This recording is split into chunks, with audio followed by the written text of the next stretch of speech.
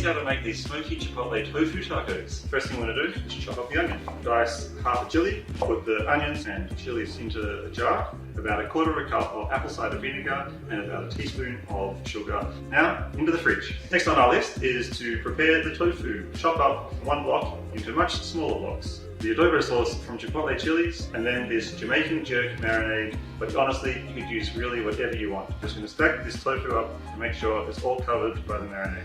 Now we're on to the veggies.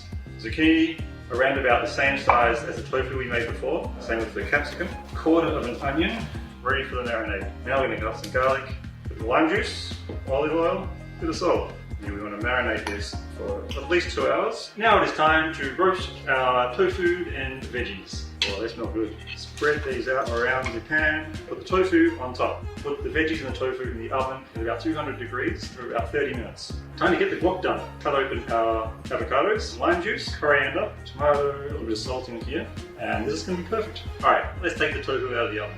Look at that.